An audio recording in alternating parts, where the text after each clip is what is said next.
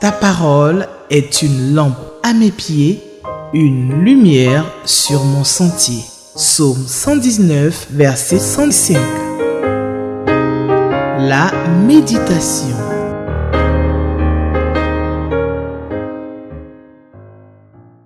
Vraiment avec Jésus-Christ, ami, je ne crains plus rien.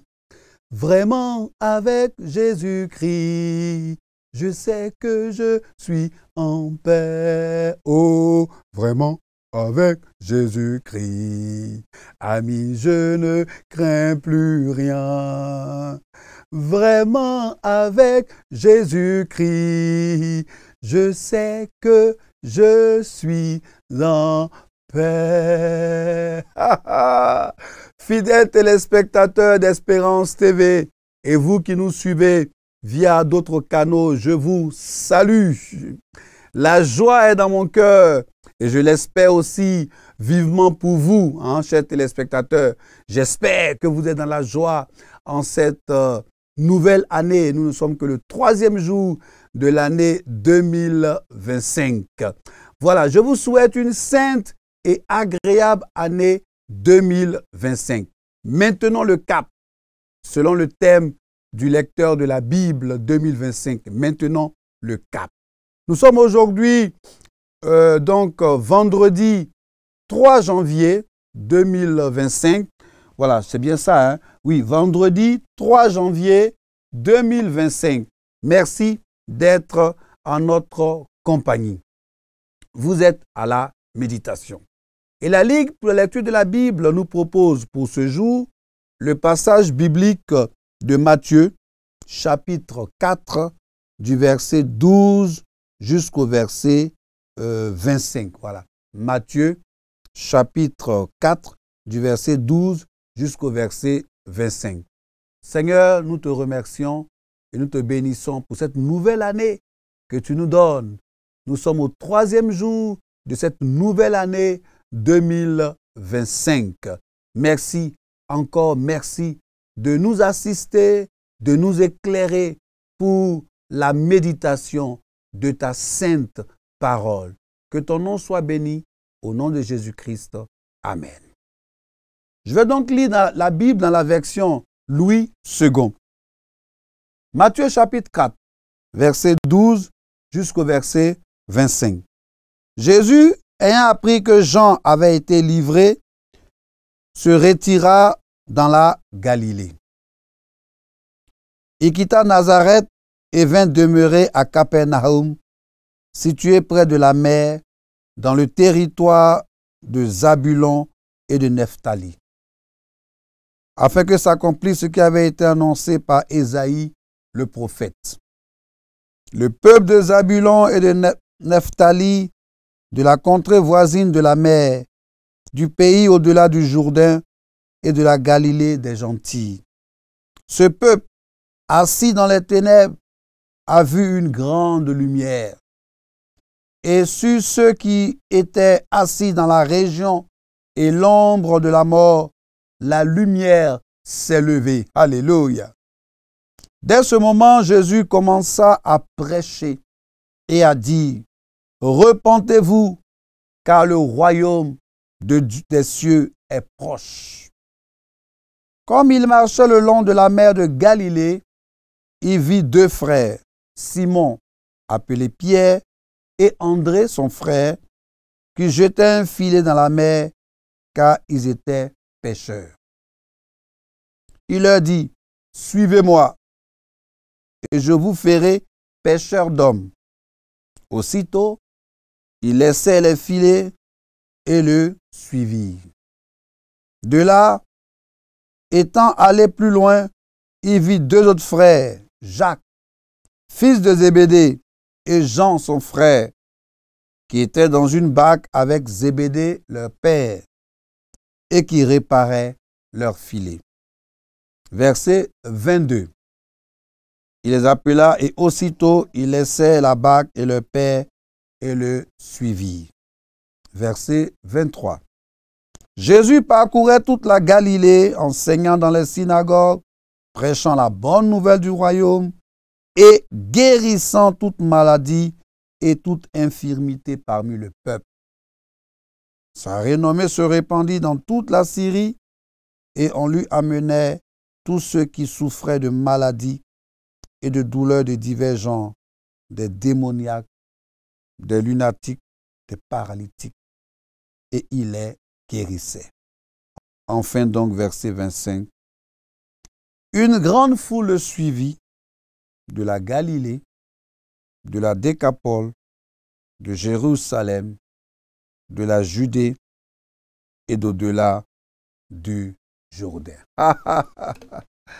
Clamons la parole du Seigneur, la parole du Seigneur, la parole du Seigneur, à la parole du Seigneur. Alors, donc, le lecteur de la Bible, guide de la méditation, de la Ligue pour la lecture de la Bible, nous pose toujours des questions. Et donc, les questions 2, 3 et 7 seront donc les questions qui vont nous aider à méditer ce passage biblique. Nous allons donner comme titre « Tout quitter et puis partir ». Tout quitter et puis partir. Nous allons diviser ce passage biblique en 4 parties ou 4 mouvements, si vous voulez bien. On aura 4 parties ou 4 mouvements. Alors, première partie, ce sera du verset 12 jusqu'au verset 14. Matthieu place le ministère du Seigneur Jésus dans la suite de celui de Jean, le baptiseur. Donc, l'évangile selon Jean nous présente d'abord Jésus en Judée. L'évangile selon Jean nous présente d'abord Jésus en Judée. Là, les hommes mettent en parallèle son ministère avec celui de Jean, le baptiseur. Donc, dès lors, Jésus s'en va en Galilée. Et Jean est jeté en prison. La raison? Parce qu'il a sévèrement critiqué Hérode Antipas. Donc, Jean est en prison parce qu'il a critiqué Hérode Antipas. C'est en ce moment-là que se situe le récit de Matthieu. Voilà, il commence par le verset 12. Le séjour de Jésus à Nazareth prit brusquement fin lorsqu'il fut violemment rejeté par ses compatriotes qui tentèrent de le tuer. Donc il trouva refuge, il a fui, il a trouvé refuge à Capernaum. Ça, c'est donc la première partie. La deuxième partie, c'est du verset 15, du verset 15 jusqu'au verset 17. Du verset 15 jusqu'au verset 17. La Galilée est une contrée d'Israël méprisée, donc des habitants de Judée. Les habitants de Judée, ils méprisent donc ceux de la Galilée. En particulier, c'est les Juifs religieux qui les méprisent. À l'époque de Jésus, elle était devenue un centre important de l'occupation romaine. Alors, la condition de ces Galiléens était bien misérable. La condition de ces Galiléens, si on évolue, était bien misérable.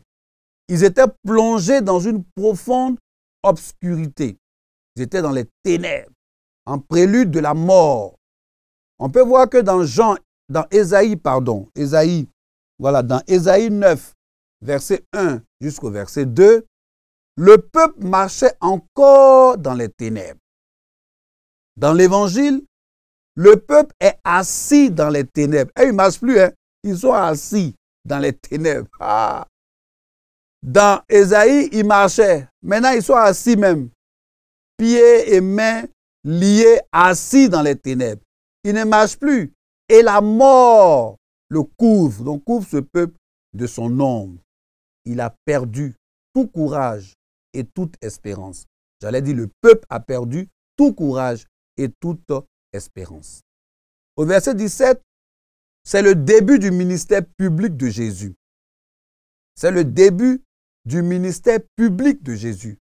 Son message faisait parfaitement écho à celui prêché par Jean-Baptiste. C'est-à-dire Jésus, son message faisait parfaitement écho donc du message que Jean-Baptiste a prêché. Repentez-vous, car le royaume des cieux est proche. Repentez-vous. Cela donne le ton. Les musiciens vont dire, et ça donne le la du diapason. de tout le ministère de Jésus. La repentance fut un thème récurrent dans toutes les prédications publiques et jusque dans ses dernières recommandations, où il confia aux apôtres la mission de prêcher le message de la repentance. L'évangile pur, l'évangile dur, j'aime souvent dire l'évangile nivaquine, amer, mais qui guérit, qui sauve et qui nous assure la vie éternelle. Chers téléspectateurs, c'est vraiment honteux, c'est triste de constater que de nos jours, le message de l'évangile se résume à « tu seras béni, tu vas voyager, tu vas te marier, tes affaires vont prospérer ». Le message de l'évangile n'est pas contre les bénédictions dont je viens de parler. Non, le message de l'évangile n'est pas contre les bénédictions.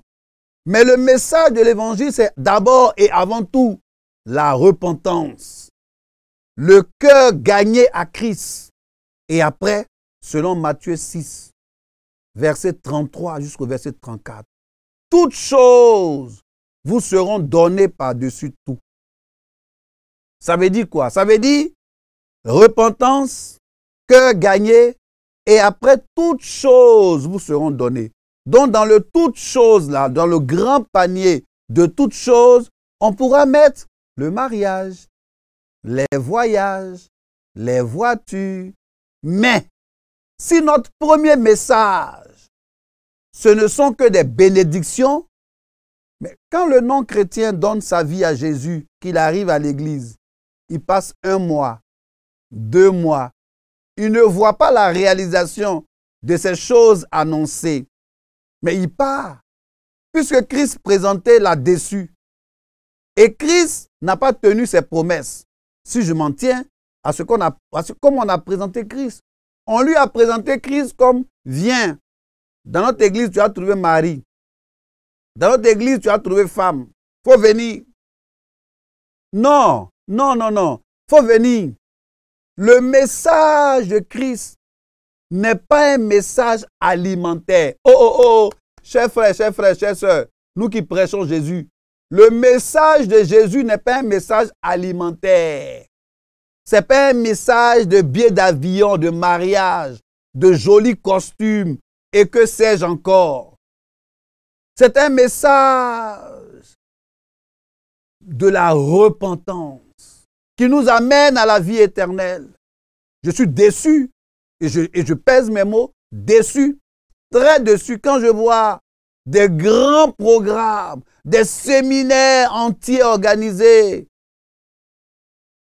sur les richesses, sur les bénédictions de la terre. Non, je suis déçu. En cette année 2025, qui est une année importante pour la Côte d'Ivoire, parce que nous aurons bientôt des élections. Le peuple a besoin d'entendre le vrai évangile. L'évangile pur dur. L'évangile qui sauve. L'évangile qui gagne des âmes. On est fatigué des évangiles, de l'évangile de richesse, de bénédiction, de la terre, de béni, de béni, de béni, de béni. Et quand on va mourir, on ne partira pas aussi avec toutes ces bénédictions. On ne partira pas avec toutes ces richesses. L'évangile n'est pas contre les richesses. L'évangile, c'est d'abord la repentance, le cœur gagné. Et, selon Matthieu, les toutes choses vont venir après. Ça vient après. Le message de l'évangile est noble, précieux, et le message a du prix. Chers téléspectateurs, le message de l'évangile, le message de la parole de Dieu, là, c'est un message qui a du prix aux yeux de Dieu. C'est un message précieux, c'est un message noble. La troisième partie, c'est du verset 18, voilà, jusqu'au verset 22. Voilà, du verset 18 jusqu'au verset 22. Le Seigneur marche le long de la mer pour appeler ses disciples, des Galiléens. Alors, ils ont l'honneur d'être choisis, eux qui sont méprisés des chefs religieux. Ils ont l'honneur d'être choisis pour être les disciples de Jésus-Christ, Fils de Dieu. Quelques-uns, dont André, étaient déjà disciples de Jean le Baptisteur. Hein, voilà. Mais sur le témoignage de leur maître Jean, ils se sont tournés vers Jésus pour le suivre et pour amener des âmes à Jésus. Simon reçoit le nom de Pierre, qui scella son avenir. Simon, il reçoit le nom de Pierre, qui donc va sceller son avenir.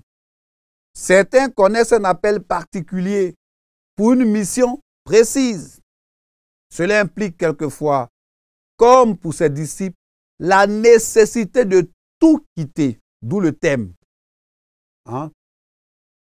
Tout quitter. Ils ont quitté leur profession, ils ont quitté leur famille, ils ont quitté leur sécurité extérieure. Toi qui suis Jésus, toi qui es disciple de Jésus, bien plus, toi qui es appelé au ministère pastoral, est-ce que tu as vraiment quitté ta profession? Tu as vraiment quitté ta famille? Tu as vraiment quitté la sécurité en griffe extérieure que tu avais? Il y en a, Jésus ne les a pas appelés. Il les a juste bipés net. Allez, ils sont levés. Ils passent concours jusqu'à, comme ça ne marche pas là. Allez, on va aller servir le Seigneur. Parce que là, au moins, on va louer notre maison, on a notre petite sécurité, tranquille. Non, non, non, non, non, non.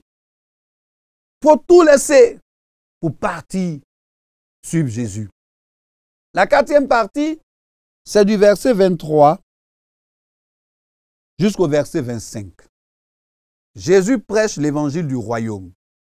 Voilà, je crois que mon frère Koné Mardoché de l'évangile du royaume doit être très heureux de cette appellation. Voilà, Jésus prêche l'évangile du royaume. Je salue au passage Koné Bibata, épouse Série, Koné Choyer, Ruth, voilà, épouse Achi. Jésus était venu pour accomplir et établir le royaume. Il n'appelle pas Israël à revenir à la loi. Attention, il n'appelle pas Israël à revenir à la loi, mais il ne l'abolit pas non plus. Il n'abolit pas la loi. Bien au contraire. Il donne toute la force spirituelle devant les consciences. Il montre ce que sera l'esprit du royaume que Dieu va instaurer.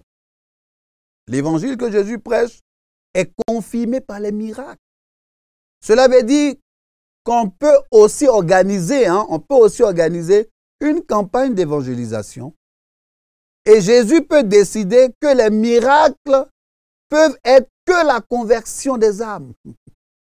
Quelquefois, on pense que ça, ce n'est pas un miracle. La conversion des âmes. Les enfants qui viennent, qui donnent leur vie à Jésus.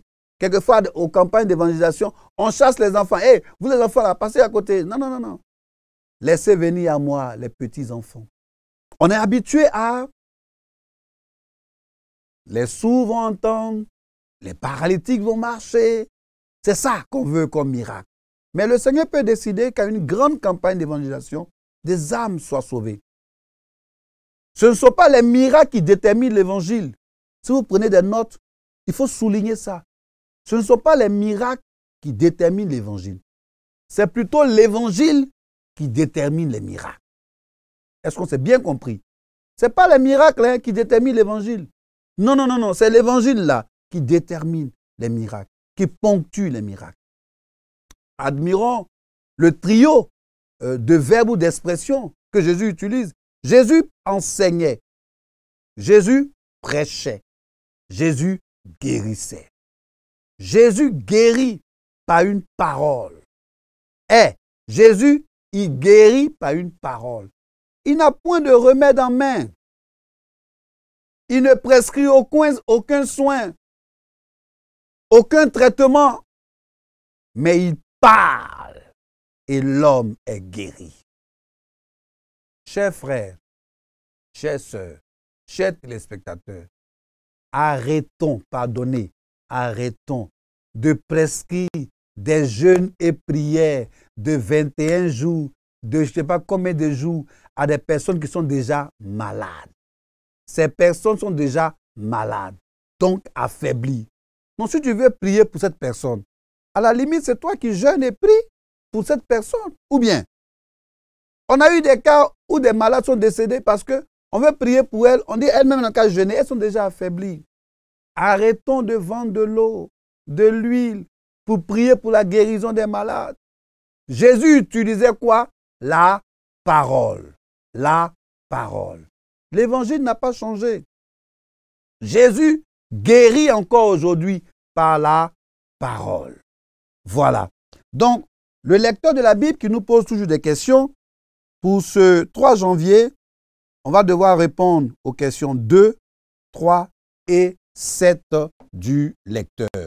Je pense que si on a bien suivi notre méditation, les réponses, on les connaît. Donc, on peut évoluer que ces questions-là, ont déjà leurs réponses de par les versets que nous avons lus. Je voudrais lire très rapidement le commentaire du lecteur. Il est assez long. Je pense que je vais vous laisser le soin, chers téléspectateurs, de lire le commentaire du lecteur chez vous pendant que vous nous suivez. Sinon, je peux le lire. Simon-Pierre, André, Jacques et Jean abandonnent leur possession, le travail et la famille. Notre vocation de suivre et servir Dieu est aussi à ce prix. Pourquoi Jésus ne fait-il pas libérer Jean-Baptiste? Plusieurs verraient dans son attitude une fuite de responsabilité. Non. Notre ministère commence certes à la maison, mais il est aberrant de le saborder au profit des intérêts familiaux ou claniques. Jésus apprend que Jean est livré. Où va-t-il? Son arrivée dans le territoire de Zabulon et Nephtali est l'accomplissement d'une prophétie d'Ésaïe. Relis les versets 14 jusqu'au verset 16. La séparation d'avec Dieu entraîne une couche de ténèbres qui embrume le monde. Elle est la cause des dérèglements de la création. Cette obscurité ne disparaît que dans la présence de Jésus. Puisse la sainte lumière se lever dans nos cœurs pour que nous soyons ces lampes qui distillent la vie que Dieu apporte au monde perdu et sans espérance. La plage est bien désignée pour les loisirs. On s'y relaxe au bel air. Josias Pierce a recruté les premiers membres de la Ligue pour la lecture de la Bible parmi les enfants qui passaient leurs vacances sur les plages londoniennes. Au bord de la mer, Jésus n'est pas allé rencontrer des touristes, mais des pêcheurs de métier qui répondent à l'appel sans entendre. La mission chrétienne cible les lieux nobles, les lieux nodaux de l'activité humaine. En quoi est-ce que l'exemple de ces pécheurs peut influencer ton engagement à la suite de Jésus? L'arrestation de Jean-Baptiste n'a pas refroidi Jésus. Relève dans cette portion les signes de l'expansion et du succès de son ministère. Seigneur, aide-moi à rester focalisé sur la mission que tu m'as confiée. Nous te bénissons, Seigneur. Tu es grand, tu es puissant, tu es digne de louange. Merci pour cette parole, le passage que nous avons médité. Seigneur, donne-nous la force de méditer, mais surtout la force de mettre en pratique ta parole. Ô Dieu, crée en moi un cœur pur. Ô Dieu, donne-moi de considérer, de tout abandonner, de tout laisser et de te suivre. Béni sois-tu au nom de Jésus-Christ. Amen. Alors, si vous nous prenez en marche, nous avons médité Matthieu 4, verset 12 jusqu'au verset 25. C'était donc notre test de méditation. Je voudrais donc saluer toute l'équipe de production de la méditation. Que Dieu vous bénisse. Que Dieu vous bénisse. Shalom. Ta parole est une lampe à mes pieds, une lumière sur mon sentier. Psaume 119, verset 105. La méditation.